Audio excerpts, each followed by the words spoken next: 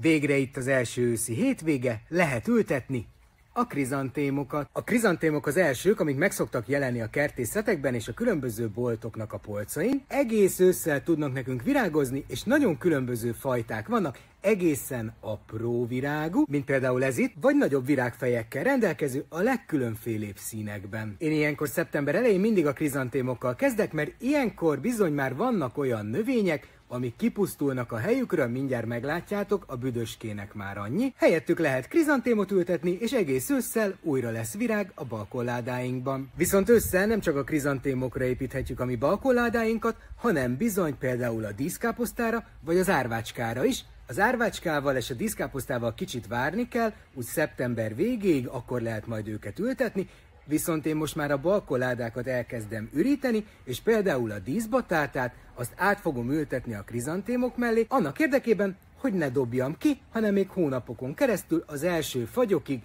gyönyörű szépen tudja majd díszíteni az új helyen a krizantémokat. Az viszont nagyon fontos, hogyha mi olyan balkonládába ültetjük bele az őszi virág kompozíciót, amiben nyáron végig voltak növények, akkor bizony fel kell javítanunk a földet benne. Erre a legjobb nekünk a komposzt, mivel a komposztban lévő tápanyag az nem fogja nagyon megdobni ezeket a növényeket, mivel ezek már tulajdonképpen az életciklusuknak a csúcsán vannak, elkezdtek virágozni, tehát nekünk nem kell nagyon magas nitrogéntartalmú tápot adni ezeknek a virágoknak, ráadásul a komposztban a nátrium, foszfor és kálium mellett egyéb makrotápanyagok is vannak, így ezek a virágok egész ősszel gyönyörű szépen tudnak majd virágozni. Na de kezdjük az ültetést, ezért szeretem az őszt, ugyanúgy, ahogy májusban, most is teljesen a saját ízlésünkre formálhatjuk a balkonládákat, és hónapokon keresztül tudunk még gyönyörködni bennük. Ezek a büdöskék az augusztus végi hőségben szépen kiégtek. Itt az ideje kiszedni őket a helyükről, és feltölteni komposzttal ezeket a virágládákat, ebbe fogjuk ültetni a krizantémokat.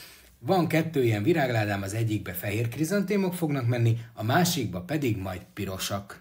Be fogják tölteni a cserepet, és még a fagyok beköszöntével is szépen fognak virágozni. A krizantémok nálam december elejéig, közepéig simán szoktak virágozni, akkor levirágoznak, és szépen átteszem őket odébb. Az esővízgyűjtő tetejébe is ültetek egy kompozíciót, ide viszont átültetem a díszbatátát a krizantémok mellé.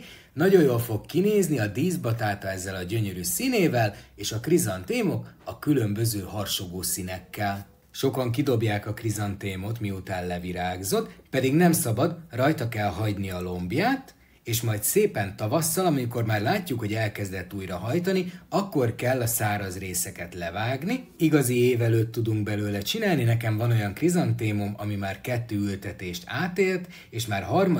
éve lesz az, hogy most elkezd szépen virágozni. Szeptember 1-től óriási komposztáló akció van a Gardino.hu webshopjában, nézzetek körbe, most éri meg komposztálót venni. Kész vagyok az ültetéssel, nagyon tetszik a végeredmény, nézzetek szét a Gardino.hu-n.